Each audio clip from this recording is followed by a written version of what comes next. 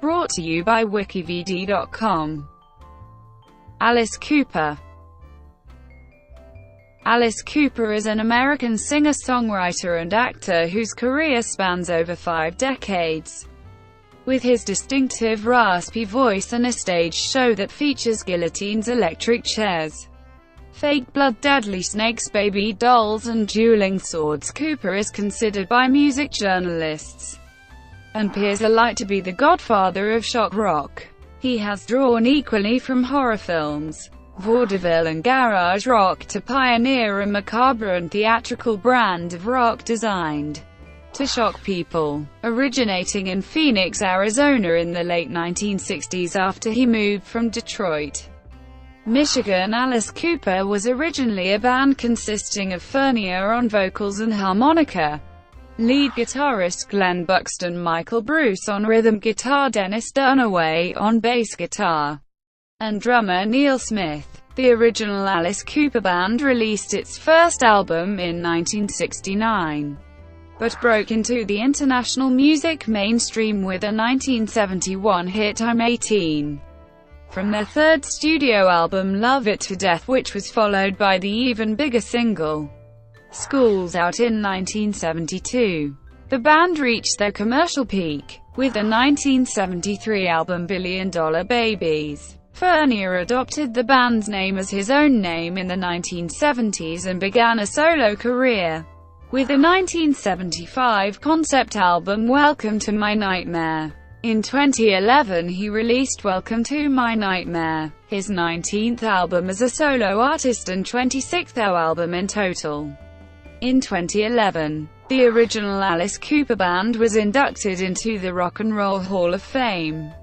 Expanding from his Detroit rock roots, Cooper has experimented with a number of musical styles, including art rock, hard rock, heavy metal, new wave, glam metal, pop rock, experimental rock, and industrial rock. Cooper is known for his sociable and witty personality offstage, with the Rolling Stone album guide calling him the world's most beloved heavy metal entertainer.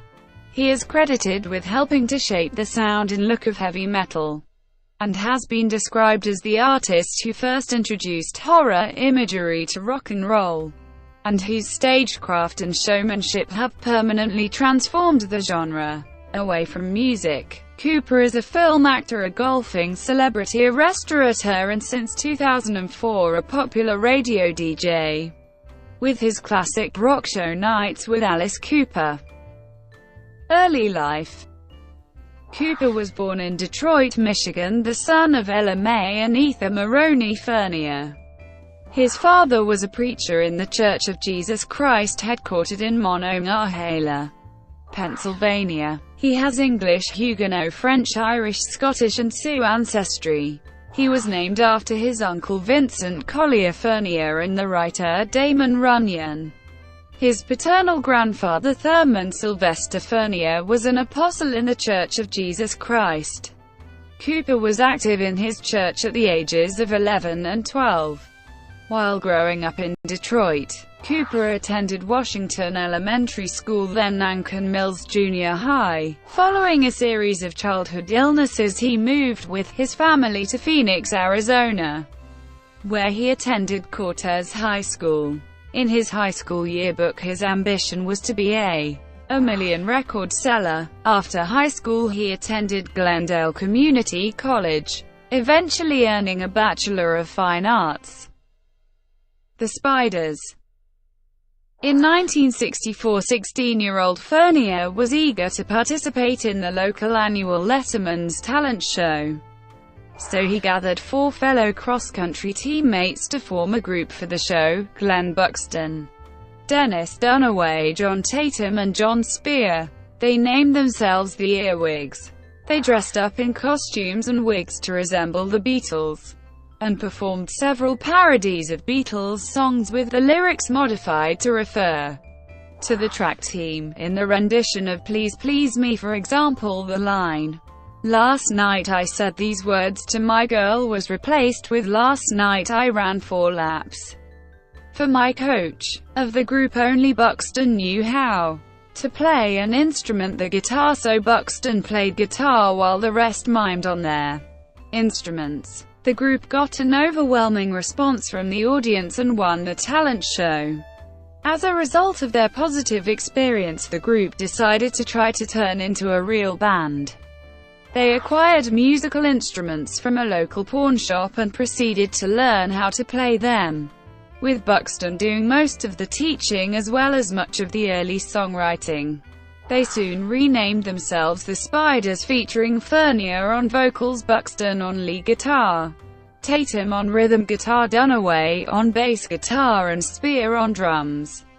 Musically, the group was inspired by artists such as the Beatles, the Rolling Stones, The Who, the Kinks, the Doors, and the Yardbirds.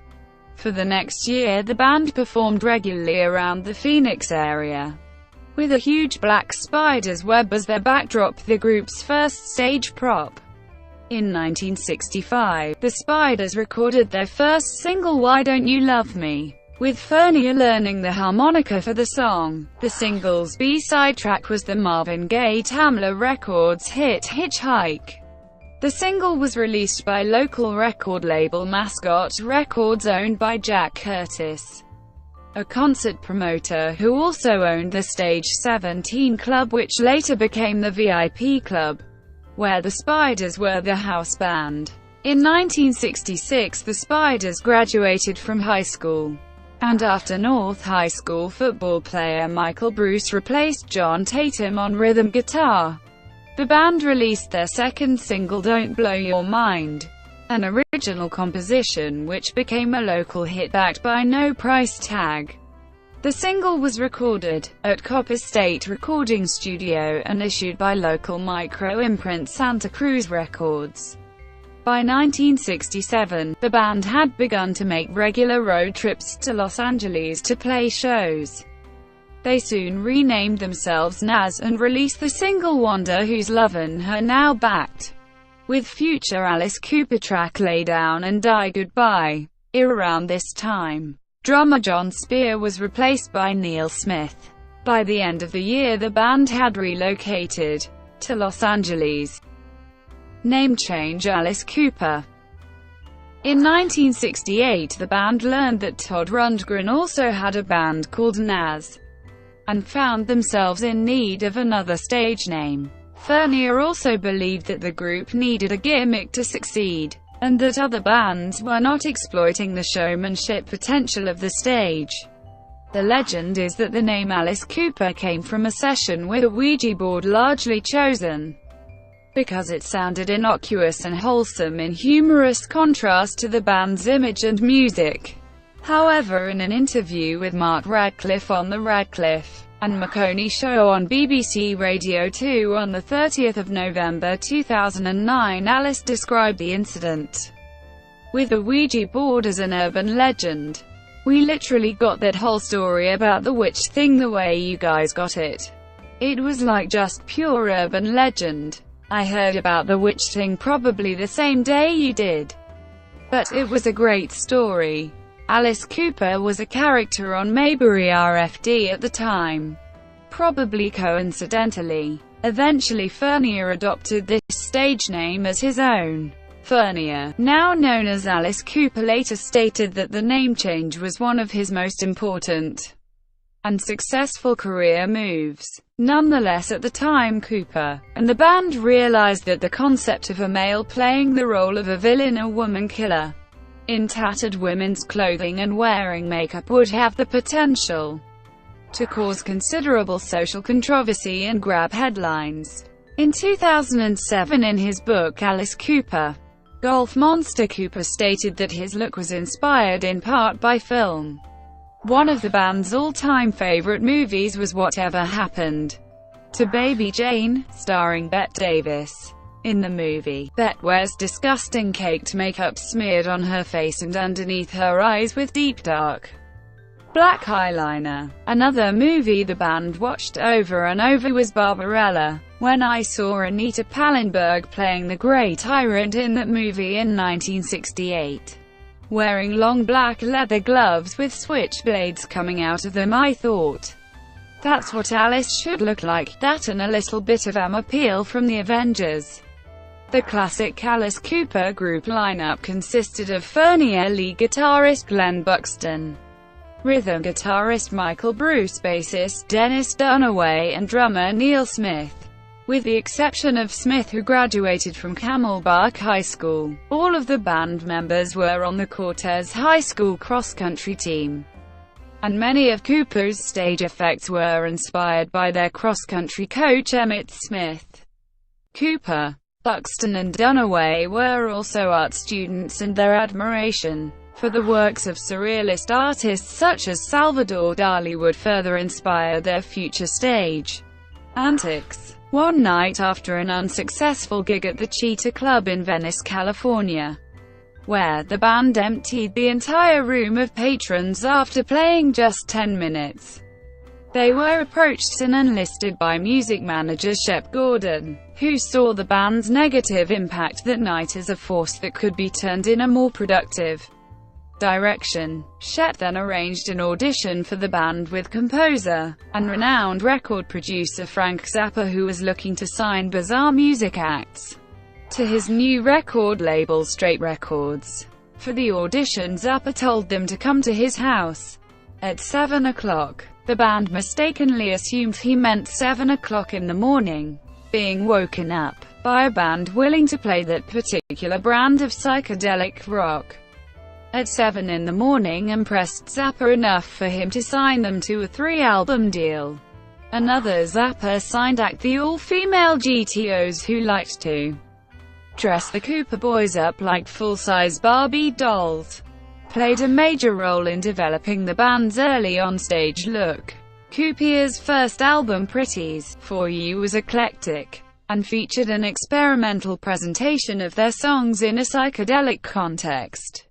The musical connection with Zappa was apparent. The elements of the band's fundamental sound are present, surrounded by unusual studio overdubs and effects. Although Pretties For You touched the US charts for 1 week at number 193, it was ultimately a critical and commercial failure.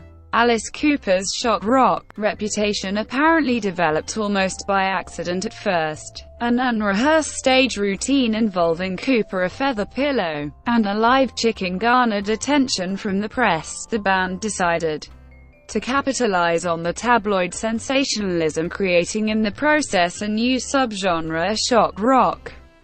Cooper claims that the infamous chicken incident at the Toronto Rock and Roll Revival concert in September 1969 was an accident. A chicken somehow made its way onto the stage into the feathers of a feather pillow they would open during Cooper's performance, and not having any experience around farm animals, Cooper presumed that because the chicken had wings it would be able to fly. He picked it up and threw it out over the crowd, expecting it to fly away.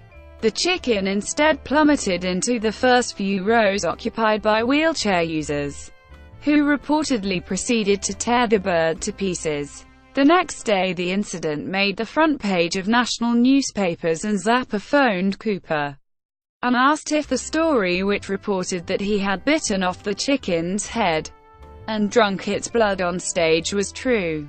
Cooper denied the rumor, whereupon Zappa told him, "Well, whatever you did, don't tell anyone you didn't do it." The band later claimed that this period was highly influenced by Pink Floyd, and especially the album The Piper at the Gates of Dawn. Glen Buxton said he could listen to Syd Barrett's guitar 4 hours at a time. 1970s. Despite the publicity from the chicken incident, the band's second album, Easy Action, produced by David Briggs and released in June 1970, fared even worse than its predecessor, entirely failing to dent the Billboard Top 200. Around this time, fed up with Californians' indifference to their act, they relocated to Pontiac, Michigan, where their bizarre stage act was much better received by Midwestern crowds accustomed to the proto-punk styles of local bands such as the Stooges and the MC5. Despite this, Cooper still managed to receive a cream pie in the face when performing at the Cincinnati Pop Festival. Michigan would remain their steady home base until 1972. LA just didn't get it, Cooper stated. They were all on the wrong drug for us. They were on acid, and we were basically drinking beer. We fit much more in Detroit than we did anywhere else. Alice Cooper appeared at the Woodstock-esque Strawberry Fields Festival near Toronto, Ontario. In August 1970, the band's mix of glam and increasingly violent stage theatrics stood out in stark contrast to the bearded, denim-clad hippie bands of the time. As Cooper himself stated, "We were into fun, sex, death, and money when everybody was into peace and love. We wanted to see what was next. It turned out we were next, and we drove a stake through the heart of the love generation." In autumn 1970, the Alice Cooper Group teamed with producer Bob Ezrin for the recording of their third album, Love It to Death. This was the final album in their Straight Records contract and the band's last chance to create a hit. That first success came with a single, I'm 18, released in November 1970. Which reached number 21 on the Billboard Hot 100 in early 1971. Not long after the album's release in January 1971, Warner Brothers Records purchased Alice Cooper's contract from Straight and reissued the album, giving the group a higher level of promotion. Love It to Death proved to be their breakthrough album, reaching number 35 on the US Billboard 200 album charts. It would be the first of 11 Alice Cooper Group and solo albums produced by Ezrin, who is widely seen as being pivotal in helping to create and develop the band's definitive sound. The group's 1971 tour featured a stage show involving mock fights and gothic torture modes being imposed on Cooper, climaxing in a staged execution by electric chair, with the band sporting tight sequined color-contrasting glam rock-style costumes made by prominent rock fashion designer Cindy Dunaway. Cooper's androgynous stage role had developed to present a villainous side portraying a potential threat to modern society. The success of the band's single and album and their tour of 1971, which included their first tour of Europe, provided enough encouragement for Warner Brothers to offer the band a new multi-album contract. Their follow-up album, Killer, released in late 1971, continued the commercial success of Love It to Death and included further single success with Under My Wheels, Be My Lover in early 1972, and Halo of Flies, which became a top 10 hit in the Netherlands in 1972. Thematically, Killer expanded on the villainous side of Cooper's androgynous stage role, with its music becoming the soundtrack to the group's morality-based stage show, which by then featured a boa constrictor hugging Cooper on stage, the murderous axe chopping of bloodied baby dolls, and execution by hanging at the gallows. In January 1972, Cooper was again asked about his peculiar name, and told talk show hostess Dinah Shore that he took the name from a Mayberry RFD character. The summer of 1972 saw the release of the single School's Out. It went top 10 in the USA and to number 1 in the UK, and remains a staple on classic rock radio to this day. The album School's Out reached number 2 on the US charts and sold over 1 million copies. The band relocated to their new mansion in Greenwich, Connecticut, with Cooper's on-stage androgynous persona completely replaced with brattiness and machismo. The band solidified their success with subsequent tours in the United States and Europe, and won over devoted fans in droves, while at the same time horrifying parents and outraging the social establishment.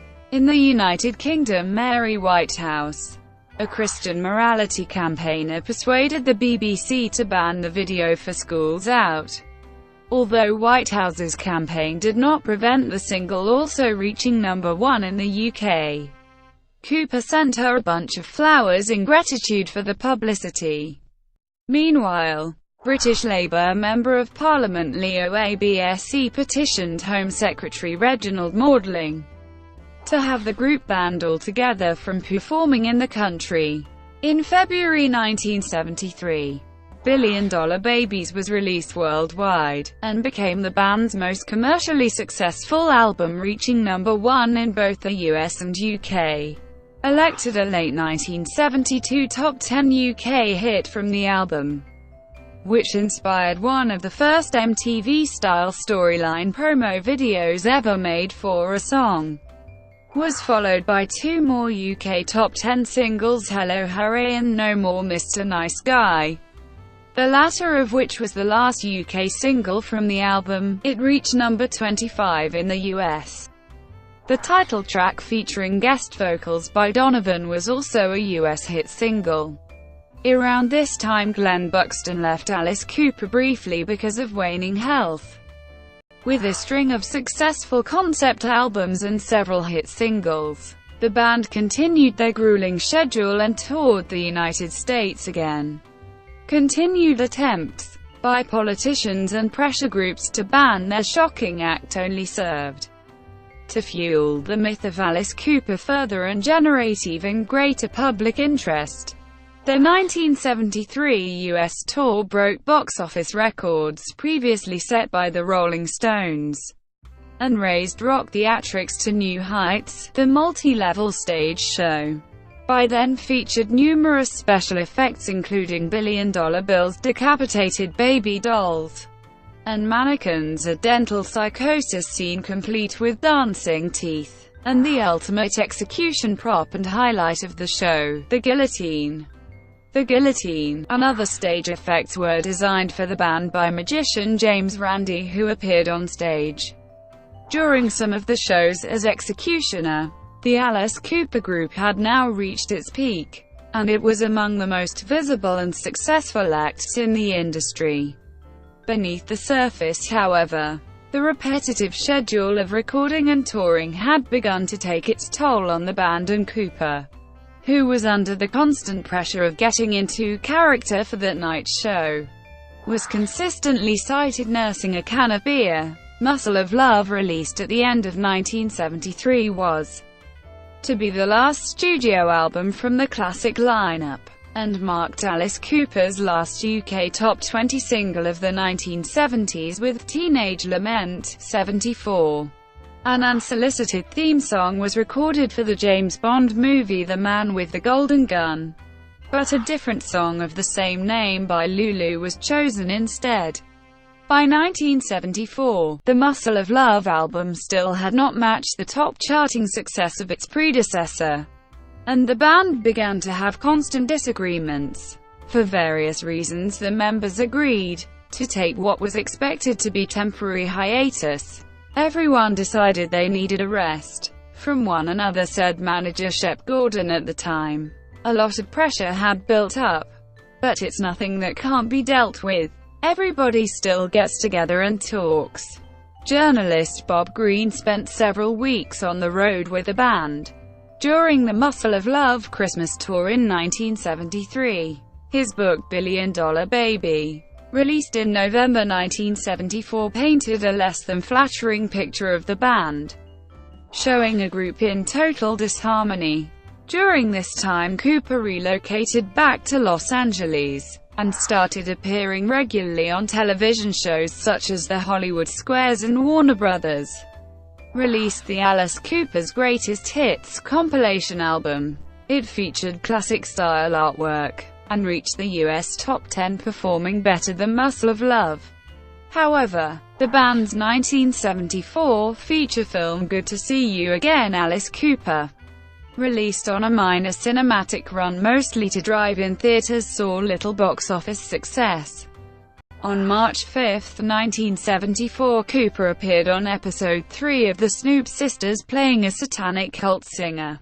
The final shows by Alice Cooper as a group were in Brazil in March and April 1974. including the record indoor attendance estimated as high as 158,000 fans in São Paulo on March 30. At the Anhembi Exposition Hall at the start of the first-ever South American rock tour. In 1975, Alice Cooper returned as a solo artist with a release of Welcome to My Nightmare. To avoid legal complications over ownership of the group name, Alice Cooper had by then become the singer's new legal name. Speaking on the subject of Alice Cooper continuing as a solo project as opposed to the band it once was, Cooper stated in 1975, "It got very basically down to the fact that we had drawn as much as we could out of each other. After 10 years, we got pretty dry together." Manager Gordon added, "What had started in a sense as a pipe dream became an overwhelming burden."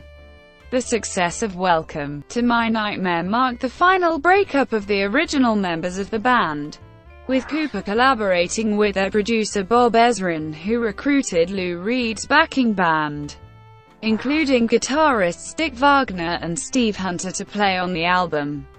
Spearheaded by the US Top 20 hit ballad Only Women Bleed, the album was released by Atlantic Records in March of that year and became a top 10 hit for Cooper.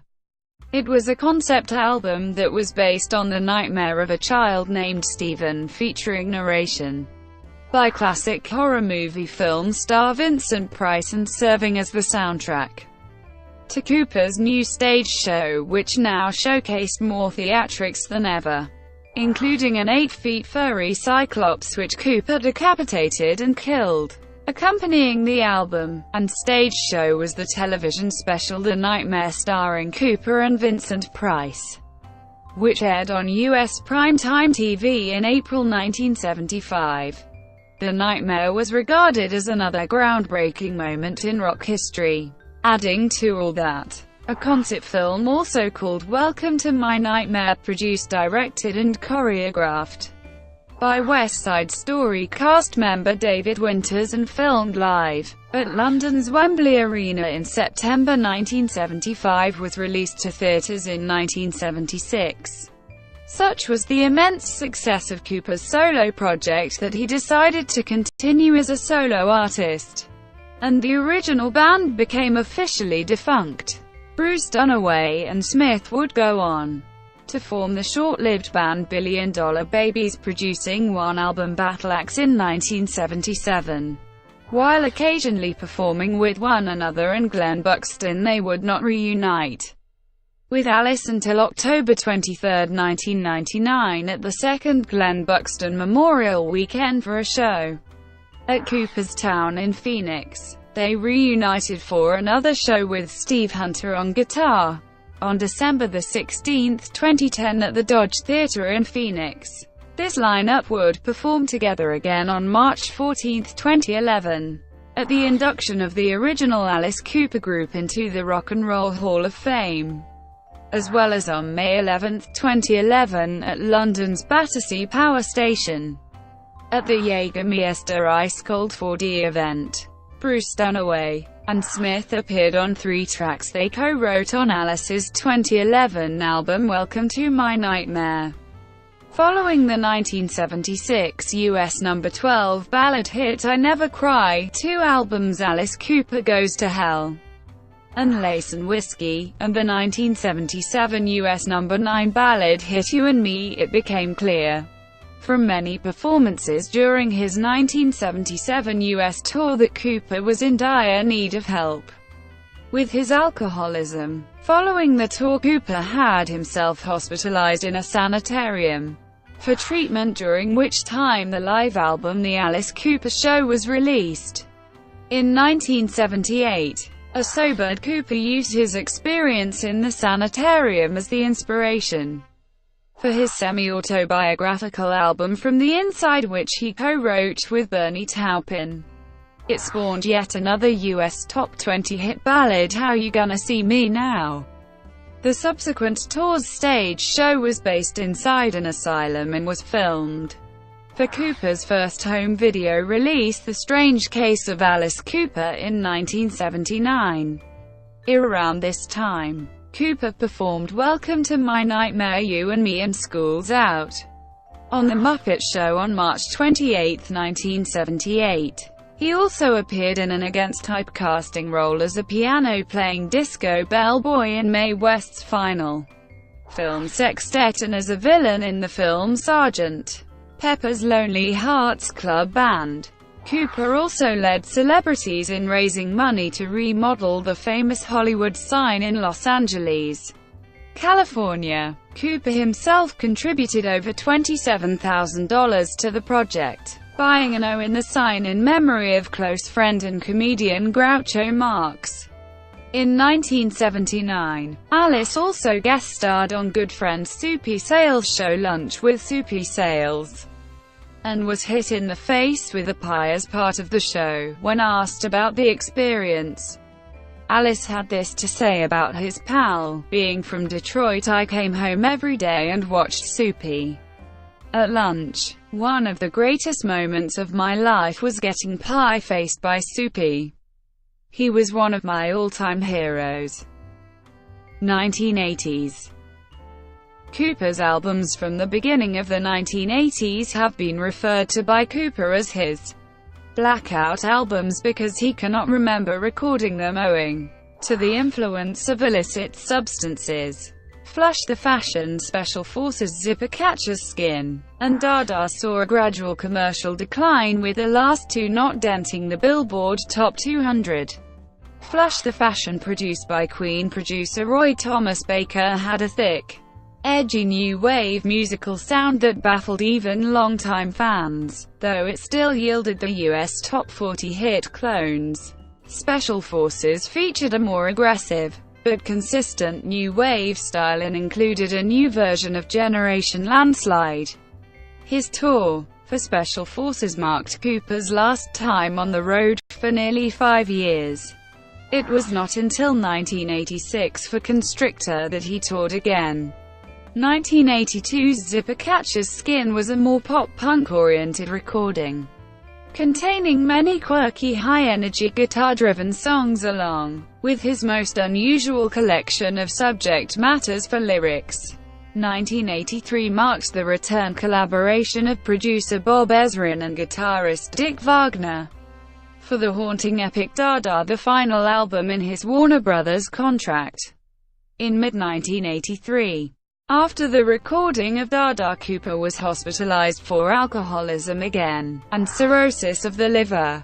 Cooper was finally stable and sober by the time Dada and The Nightmare home video were released in the fall of that year. However, both releases performed below expectations. Even with The Nightmare scoring a nomination for 1984's Grammy Award for Best Long-Form Music Video, it was not enough for Warner Brothers to keep Cooper on their books. By February 1984, Cooper became a free agent. For the first time in his career, Cooper spent a lengthy period away from the music business dealing with personal issues. His divorce from Cheryl Cooper was heard at Maricopa County Superior Court, Arizona on January 30, 1984. The following month he guested at the 26th Annual Grammy Awards alongside co-presenter Grace Jones. Behind the scenes, Cooper kept busy musically working on new material in collaboration with Aerosmith guitarist Joe Perry. The spring of 1984 was taken up with filming Cooper acting in the B-grade horror movie Monster Dog, filmed in Torrelodones, Spain. Shortly thereafter he reconciled with Cheryl. The couple relocated to Chicago. The year closed with more writing sessions, this time in New York during November, with Hanoi Rocks guitarist Andy McCoy. In 1985 he met and began writing songs with guitarist Kane Roberts. Cooper was subsequently signed to MCA Records and appeared as guest vocalist on Twisted Sister's song Be Cruel to Your School. A video was made for the song featuring Cooper donning his black snake eyes makeup for the first time since 1979. But neither the song nor the video drew public interest. In 1986, Alice Cooper officially returned to the music industry with the album Constrictor. The album spawned the hits He's Back and the fan-favorite Teenage Frankenstein. The Constrictor album was a catalyst for Cooper to make a triumphant return to the road for the first time since the 1981 Special Forces project, on a tour appropriately entitled The Nightmare Returns. The Detroit leg of this tour, which took place at the end of October 1986 during Halloween, was captured on film as The Nightmare Returns and is viewed by some as being the definitive Alice Cooper concert film. The concert, which received rave reviews in the rock music press, was also described by Rolling Stone magazine as bringing Cooper's violent, twisted on-stage fantasies to a new generation. The Constrictor album was followed by Raise Your Fist and Yell in 1987, which had an even rougher sound than its predecessor, as well as the Cooper classic Freedom. The subsequent tour of Raise Your Fist and Yell, which was heavily inspired by the slasher horror movies of the time such as the Friday the 13th series and A Nightmare on Elm Street, served up a shocking spectacle similar to its predecessor, and courted the kind of controversy, especially in Europe, that recalled the public outrage caused by Cooper's public performances in America in the early 1970s. In Britain, Labour MP David Blunkett called for the show to be banned, saying, "I'm horrified by his behaviour. It goes beyond the bounds of entertainment." The controversy spilled over into the German segment of the tour, with the German government actually succeeding in having some of the gorier segments of the performance removed. It was also during the London leg of the tour that Cooper met with a near-fatal accident during the hanging execution sequence at the end of the show. Constrictor and Raise Your Fist and Yell were recorded with lead guitarist Kane Roberts and bassist Kip Winger, both of whom would leave the band by the end of 1988.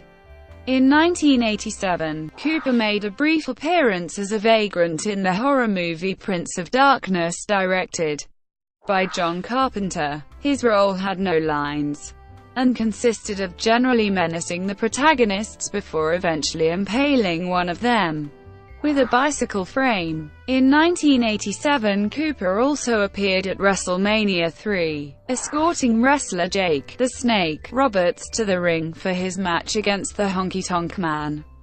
After the match was over, Cooper got involved and threw Jake's snake Damien at Honky's manager Jimmy Hart. Jake considered the involvement of Cooper to be an honor, as he had idolized Cooper in his youth and was still a huge fan.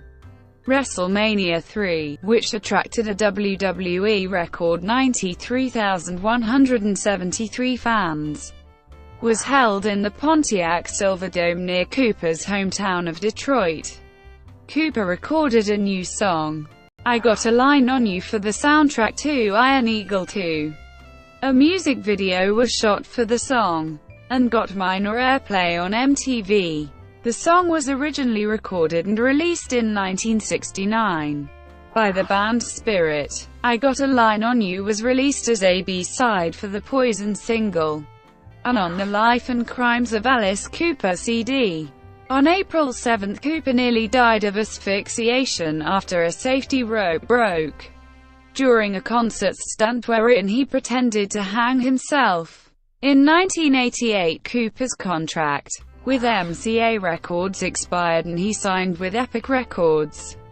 Then in 1989, his career finally experienced a legitimate revival with the Desmond Child-produced and Grammy-nominated album Trash, which spawned a hit single Poison, which reached number 2 in the UK and number 7 in the US, and a worldwide arena tour. 1990s.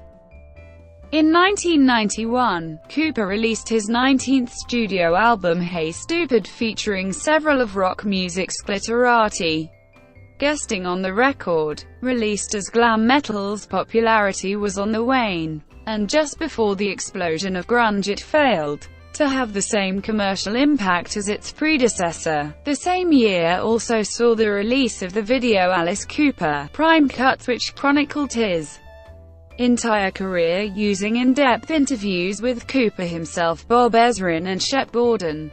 One critic has noted that Prime Cuts demonstrates how Cooper had used themes of satire and moralization to such good effect throughout his career. It was in the Prime Cuts video that Bob Ezrin delivered his own summation of the Alice Cooper persona. He is the psycho killer in all of us. He's the axe murderer, Hes the spoiled child, Hes the abuser, Hes the abused, Hes the perpetrator, Hes the victim, Hes the gunslinger, and Hes the guy lying dead in the middle of the street. During the early 1990s, Cooper guested on records by the most successful bands of the time, such as the Guns N' Roses album Use Your Illusion, on which he shared vocal duties with Axl Rose on the track The Garden. He also had a brief appearance as the abusive stepfather of Freddy Krueger in the Nightmare on Elm Street film Freddy's Dead, The Final Nightmare. Cooper made a famous cameo appearance in the 1992 hit comedy film Wayne's World. Cooper and his band first appear on stage performing Feed My Frankenstein from Hey Stupid. Afterwards, at a backstage party, the movie's main characters Wayne and Garth discover that when offstage, Cooper is a calm, articulate intellectual when he and his band discuss the history of Milwaukee in surprising depth. In a now famous scene, Wayne and Garth respond to an invitation to hang out with Cooper by kneeling and bowing reverently before him while chanting "We're not worthy, we're not worthy." In 1994, Cooper released The Last Temptation, his first concept album since Dada. The album deals with issues of faith, temptation, alienation, and the frustrations of modern life, and has been described as a young man's struggle to see the truth through the distractions of the sideshow of the modern world. Concurrent with the release of The Last Temptation was a three-part comic book series written by Neil Gaiman, fleshing out the album's story. This was to be Cooper's last album with Epic Records, and his last studio release for 6 years though. During this period, the live album A Fistful of Alice was released, and in 1997 he lent his voice to the intro track of Insane Clown Posse's The Great Milenko. In 1999, the 4-disc box set The Life and Crimes of Alice Cooper appeared, which contained an authorized biography of Cooper, Alcohol and Razor Blades, Poison and Needles, The Glorious Wretched Excess of Alice Cooper, All-American, written by Cream magazine editor Jeffrey Morgan. During his absence from the recording studio, Cooper toured extensively every year throughout the latter part of the 1990s, including in 1996, South America, which he had not visited since 1974. Also in 1996, Cooper sang the role of Herod on the London cast recording of the musical Jesus Christ Superstar. He also made an appearance on an episode of That 70s Show, at the end of which he and 2 other guest characters play a session of Dungeons. 2000s. The first decade of the 21st century saw a sustained period of activity from Alice Cooper. In the decade in which he turned 60, he toured extensively and released a steady stream of studio albums to favorable critical acclaim. During this period, Cooper was also recognized and awarded in various ways. He received a Rock Immortal Award at the 2007 Scream Awards, was given a star on the Hollywood Walk of Fame in 2003, he received an honorary doctoral degree from Grand Canyon University, was given the key to the city of Alice, North Dakota. He won the Living Legend Award at the 2006 Classic Rock Roll of Honor event, and he won the 2007 Mojo Music Magazine Hero Award. The lengthy break between studio albums ended in 2000 with Brutal Planet, which was a return to horror-lined heavy metal with industrial rock and with subject matter thematically inspired by the brutality of the modern world set in a dystopian post-apocalyptic future, and also inspired by a number of news stories that had recently appeared on the CNN News Channel. The album was produced by Bob Marlitt, with longtime Cooper production collaborator Bob Ezrin returning as executive producer. The accompanying world tour, which included Cooper's first concert in Russia, was a resounding success, introducing Alice Cooper to a new audience and resulting in Brutally Live, a DVD of an entire concert recorded in London, England on July 19, 2000. Brutal Planet was succeeded by the sonically similar and acclaimed sequel Dragontown, which saw Bob Ezrin back as producer. The album has been described as leading the listener down a nightmarish path into the mind of rock's original conceptual storyteller, and by Cooper himself as being the worst town on Brutal Planet.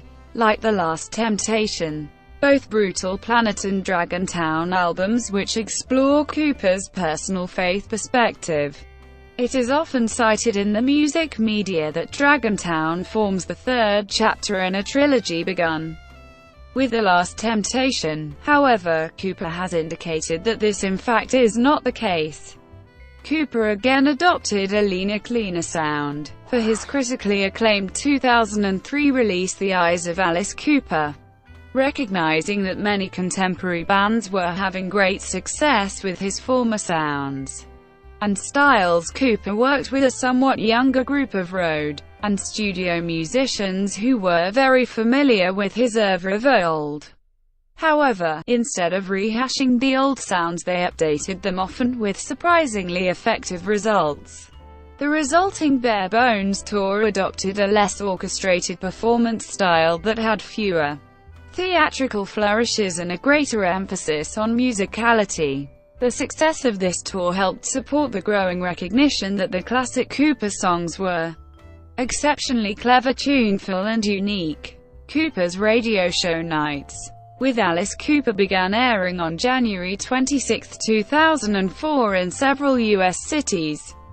The program showcases classic rock Cooper's personal stories about his life as a rock icon and interviews with prominent rock artists. The show is broadcast on nearly 100 stations in the US and Canada and has also been broadcast all over the world. A continuation of the songwriting approach adopted on The Eyes of Alice Cooper was again adopted by Cooper for his 24th studio album Dirty Diamonds, released in 2005. Dirty Diamonds became Cooper's highest-charting album since 1994's The Last Temptation. The Dirty Diamonds tour launched in America in August 2005 after several European concerts, including a performance at the Montreux Jazz Festival in Switzerland on July 12. Cooper and his band, including Kiss drummer Eric Singer, were filmed for or DVD released as Alice Cooper Live at Montreux 2005.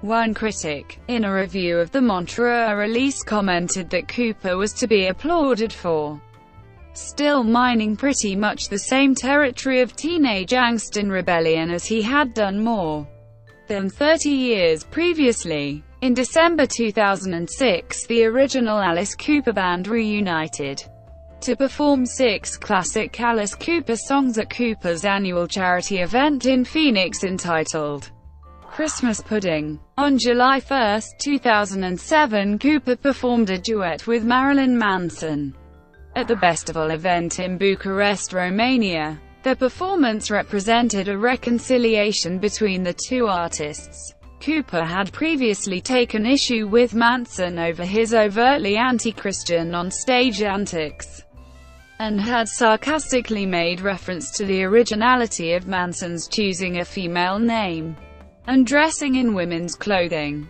Cooper and Manson have been the subject of an academic paper on the significance of adolescent anti-heroes In January 2008 he was one of the guest singers on the new Avantasia album The Scarecrow, singing the 7th track The Toy Master. In July 2008, after lengthy delays, Cooper released Along Came a Spider, his 25th studio album. It was Cooper's highest charting album since 1991's Hey Stupid, reaching number 53 in the US and number 31 in the UK. The album, visiting similar territory, explored in 1987's Raise Your Fist and Yell deals with the nefarious antics of a deranged serial killer named Spider who is on a quest to use the limbs of his victims to create a human spider. The album generally received positive reviews from music critics, though Rolling Stone magazine opined that the music on the record sorely missed Bob Ezrin's production values. The resulting Theatre of Death tour of the album was described in a long November 2009 article about Cooper in the Times as epic and featuring enough fake blood to remake Saving Private Ryan. 2010s. In January 2010 it was announced that Alice would be touring with Rob Zombie on the Gruesome Twosome Tour. In May 2010 Cooper made an appearance during the beginning of the season finale of the reality show American Idol, in which he sang School's Out. With his daughter and former band member Dick Wagner, Cooper scored the music for the indie horror flick Sinoscore. During 2010 Cooper began working on a new album, dubbed Welcome to My Nightmare, a sequel to the original Welcome to My Nightmare. In a Radio Metal interview he said that "We'll put some of the original people on it and add some new people. I'm very happy with working with Bob again." On December 15, 2010, it was announced Cooper and his former band would be inducted into the Rock and Roll Hall of Fame. The official Rock and Roll Hall of Fame induction ceremony took place March 14, 2011. Where Cooper was inducted by fellow horror rocker Rob Zombie. Original members Bruce Cooper, Dunaway and Smith all made brief acceptance speeches and performed I'm 18 and School's Out lived together, with Steve Hunter filling in for the late Glen Buxton. Alice showed up for the event wearing a blood-splattered shirt, and had a live albino Burmese python wrapped around his neck. Cooper told Rolling Stone magazine that he was elated by the news, and that the nomination had been made for the original band, as we all did go to the same high school together and we were all on the track team. And it was pretty cool that guys that knew each other before the band ended up going that far. On March 10, 2011, Jackson Browne, David Crosby, Graham Nash, Cooper, Jennifer Warnes, and others performed at a benefit concert in Tucson, Arizona, benefiting the Fund for Civility, Respect and Understanding, a foundation that raises awareness about and provides medical prevention and treatment services to people with mental disorders. In June 2011, Cooper took his place in the reasonably priced car at the BBC auto show Top Gear. On June 9, 2011, Cooper was awarded the Kerrang! Icon Award at Kerrang! Magazine's annual awards show. Cooper used the opportunity to hit out at the anemic rock music that dominates the charts and said he has no intention of retiring from the industry. Cooper supported Iron Maiden on the Made in England World Tour from June to July 21, 2012, and then headlined Bloodstock Open Air on Sunday, August 12. On September 16, 2012, Cooper appeared at the Sunflower Jam charity concert at the Royal Albert Hall, London, performing alongside Brian May, lead guitarist of Queen, bass guitarist John Paul Jones of Led Zeppelin, drummer Ian Pace of Deep Purple, and Iron Maiden vocalist Bruce Dickinson. Cooper also starred as himself in the 2012 Tim Burton adaptation of Dark Shadows that also starred Johnny Depp, Michelle Pfeiffer and Helena Bonham Carter. In the film, Barnabas Collins, mistakenly assuming the name to be that of a woman, describes him as the ugliest woman he has ever seen. In 2013, Cooper announced that he had finished recording a covers album based on songs by his rock star drinking buddies in the 1970s who had since died from excess, and that it was scheduled for a spring 2014 release. Later he announced that the album will likely be released in 2015. On January 28, 2014, it was officially revealed that Alice Cooper would be the opening act for Motley Crue's final tour, which would span throughout 2014 and 2015. Cooper was featured on the song Savages on Theory of a Deadman's new album. Cooper was the subject of Super Duper Alice Cooper, a biographical documentary film by Canadian directors Sam Dunn, Scott McFadden and Reginald Harkamer. The film won a Canadian Screen Award for Best Feature-Length Documentary at the 3rd Canadian Screen Awards in 2015. In October, Cooper released the live album and video Raise the Dead, live from Wacken, which was recorded at Germany's Wacken Heavy Metal Festival the previous year. In 2015, Cooper premiered Hollywood Vampires, a supergroup featuring Johnny Depp and Joe Perry, with a new studio album of rock covers featuring many guest artists including Paul McCartney, and live dates at LA's Roxy Theatre and at Brazil's Rock in Rio Festival in September. In 2016, Cooper made headlines again as he resumed his running gag of campaigning for the U.S. presidency. Cooper will be featured as a co-headliner with Deep Purple and Edgar Winter for several tour dates from August to early September 2017. Cooper was on the Mad Rock Morning Show on Mad Rock 102.5. During the show he talked about various things including the new album, which he said will be called Paranormal. Cooper revealed it is Bob Ezrin and himself, Ezrin producing. Larry Mullen of U2 plays drums on it.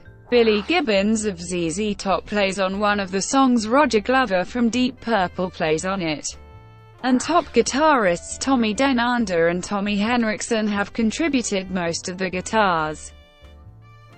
Style and influences. During an interview for the program Entertainment USA in 1986, Cooper stunned interviewer Jonathan King by stating that the Yardbirds were his favorite band of all time. Perhaps King should not have been so taken aback, as Cooper had as far back as 1969 said that it was music from the mid-60s and particularly from British bands the Beatles, The Who and the Rolling Stones as well as the Yardbirds that had the greatest influence on him. Cooper would later pay homage to The Who by singing I'm a Boy for a Celebration, the music of Pete Townsend and The Who in 1994 at Carnegie Hall in New York, and performing a cover of My Generation on the Brutal Planet tour of 2000. During an interview with Ozzy Osbourne from radio program Nights with Alice Cooper on May 22, 2007, Cooper again affirmed his debt of gratitude to these bands and to the Beatles in particular. During their discussion, Cooper and Osbourne bemoaned the often inferior quality of songwriting coming from contemporary rock artists. Cooper stated that in his opinion the cause of the problem was that certain modern bands had forgotten to listen to the Beatles. On the 25th anniversary DVD of Cabaret, Liza Minnelli stated that Cooper had told her that his whole career was based on the movie Cabaret.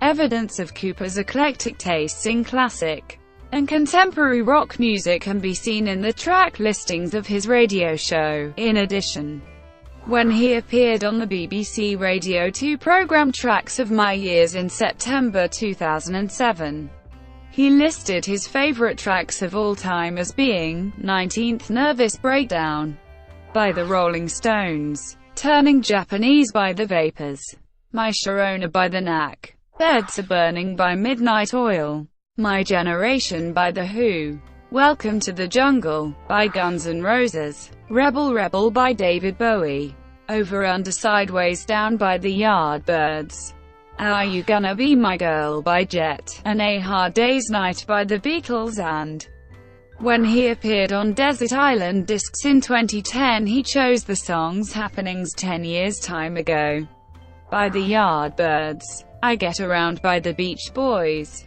I'm a Boy by The Who, Timer by Laura Nyro, 21st Century Schizoid Man by King Crimson, Been Caught Stealing by Jane's Addiction, Work Song by the Paul Butterfield Blues Band, and Ballad of a Thin Man by Bob Dylan. Rob Zombie, former frontman of White Zombie, claims his first metal moment was seeing Alice Cooper on Don Kirshner's rock concert. Zombie has also claimed to have been heavily influenced by Cooper's costumes. In a 1978 interview with Rolling Stone, Bob Dylan stated, "I think Alice Cooper is an overlooked songwriter." In the foreword to Alice Cooper's CD retrospective box set The Life and Crimes of Alice Cooper, John Lydon of the Sex Pistols pronounced Killer as the greatest rock album of all time.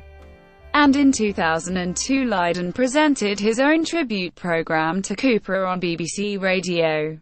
Lydon told the BBC that I know the words to every Alice Cooper song. The fact is, if you can call what I have a musical career, it all started with me miming to I'm 18 on a jukebox. The Flaming Lips are longtime Alice Cooper fans, and used the bass line from Levity Ball for their song The Ceiling is Bending. They also covered Sun Arise for an Alice Cooper tribute album. In 1999, Cleopatra Records released Human Airy Stew, a tribute to Alice Cooper featuring a number of contributions from rock and metal all-star collaborations, including Dave Mustaine, Roger Daltrey, Ronnie James Dio/Bruce Dickinson, and Steve Jones. Sonic.net described it as intriguing combinations of artists and material, while AllMusic.com noted the novel approach will definitely hold interested listeners' attention. A song by alternative rock group They Might Be Giants from their 1994 album John Henry entitled Why Must I Be Sad mentions 13 Cooper songs and has been described as being from the perspective of a kid who hears all of his unspoken sadness given voice in the music of Alice Cooper. Alice says everything the kid has been wishing he could say about his alienated, frustrated teenage world. Unlikely non-musician fans of Cooper have included Groucho Marx and Mae West, who both reportedly saw the early shows as a form of vaudeville revue, and artist Salvador Dali, who on attending a show in 1973 described it as being surreal and made a hologram, first cylindric chromo-hologram portrait of Alice Cooper's brain. Personal life. In the early 1970s, a story was widely reported that Leave It to Beaver star Ken Osmond had become rock star Alice Cooper. According to Cooper, the rumor began when a college newspaper editor asked him what kind of child he was, to which Cooper replied, "I was obnoxious, disgusting, a real Eddie Haskell." However, the editor ended up reporting that Cooper was the real Haskell. Cooper would later tell the New Times, "It was the biggest rumor that ever came out about me. Finally I got a t-shirt that said, 'No, I am not Eddie Haskell,' but people still believed it." On June 20, 2005, ahead of his June-July 2005 tour, Cooper had a wide-ranging interview with interviewer of celebrities Andrew Denton for the Australian ABC television's Enough Rope. Cooper discussed various issues during the talk, including the horrors of acute alcoholism and his subsequent cure, being a Christian, and his social and work relationship with his family. During the interview, Cooper remarked, "I look at Mick Jagger and H.E.S. on an 18-month tour, and H.E.S. 6 years older than me, so I figure when he retires I have 6 more years. I will not let him beat me when it comes to longevity." Marriage and relationships. In the period when the Alice Cooper Group was signed to Frank Zappa's straight label, Miss Christine of the GTOs became Cooper's girlfriend. Miss Christine, who had recommended Zappa to the group, died on November 5, 1972 of an overdose. Another longtime girlfriend of Cooper's was Cindy Lang, with whom he lived for several years. They separated in 1975. Lang sued Cooper for palimony, and they eventually settled out of court in the early 1980s.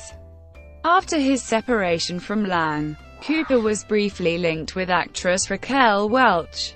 Cooper then reportedly left Welch, however, to marry ballerina instructor and choreographer Cheryl Goddard, who performed in the Alice Cooper Show from 1975 to 1982. They married on March 20, 1976. In November 1983, at the height of Cooper's alcoholism, Goddard filed for divorce, but by mid-1984 she and Cooper had reconciled. They have remained together since. In a 2002 television interview, Cooper claimed that he had never cheated on his wife the entire time they had been together. In the same interview, he also claimed that the secret to a lasting and successful relationship is to continue going out on dates with your partner. Cooper and Goddard have 3 children together, daughter Calico Cooper, an actress and singer who has been performing in her father's stage show since 2000, Sundash, and daughter Sonora Rose.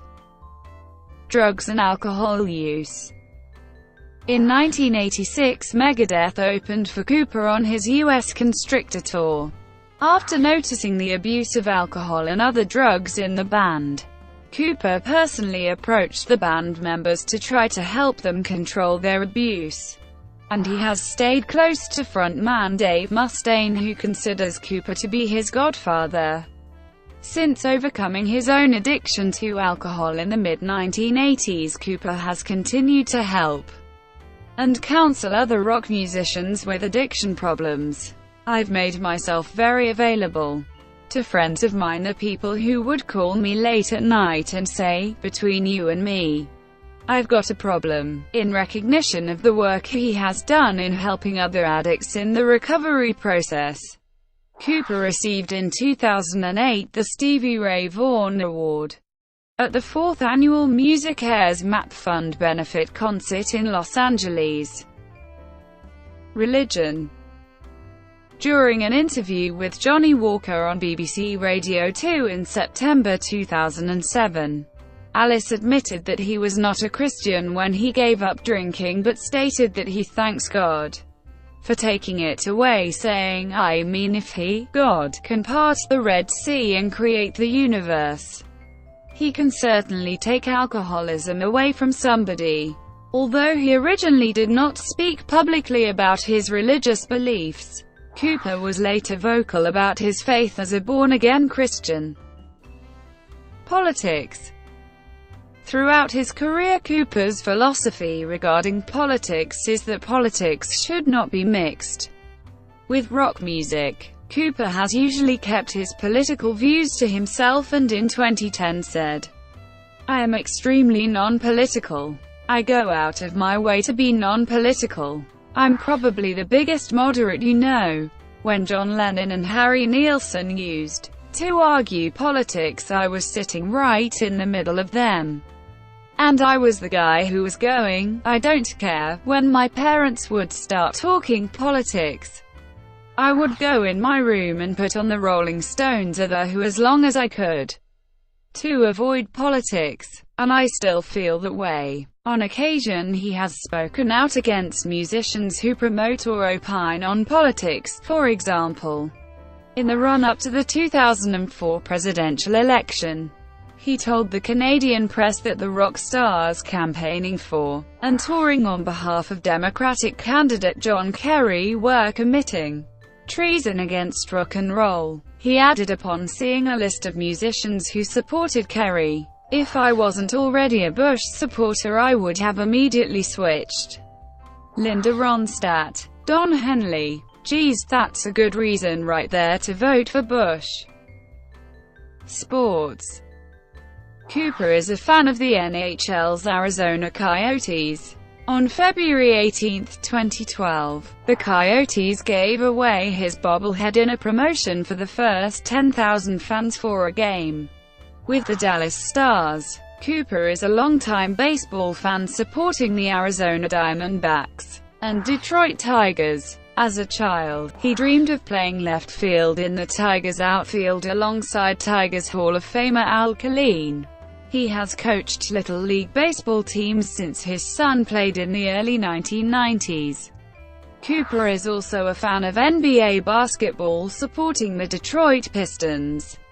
Cooper has on several occasions credited golf with playing a major role in helping him overcome his addiction to alcohol, and has even gone so far as to say that when he took up golf, it was a case of replacing one addiction with another. The importance that the game has had in his life is also reflected in the title to his 2007 autobiography, Alice Cooper, Golf Monster. Cooper, who has participated in a number of pro-am competitions, plays the game 6 days a week, off a handicap of 2. Since 1997, he has hosted an annual golf competition, the Alice Cooper Celebrity AM Golf Tournament, all proceeds from which go to his charity, the Solid Rock Foundation. Cooper has also appeared in commercials for Callaway golf equipment, and was a guest of veteran British player and broadcaster Peter Alliss on A Golfer's Travels. He wrote the foreword to the Gary McCord book Ryder Cup, and participated in the second All-Star Cup in Newport, Wales. In an interview with VH1, friend and fellow golfer Pat Boone said that Cooper was this close to being a pro. Pop culture. Cooper, a fan of The Simpsons, was asked to contribute a storyline for the September 2004 edition of Bongo Comics' Bart Simpson's Treehouse of Horror, a special Monsters of Rock issue that also included stories plotted by Gene Simmons, Rob Zombie, and Pat Boone. Cooper's story featured Homer Simpson being a Jason Voorhees-style killer, and stalking the citizens of Springfield. In October 1979, Alice Cooper was featured in the Marvel comic book Marvel Premiere Volume 1 Number 50. Brought to you by WikiVidi.com. Would you like to know more?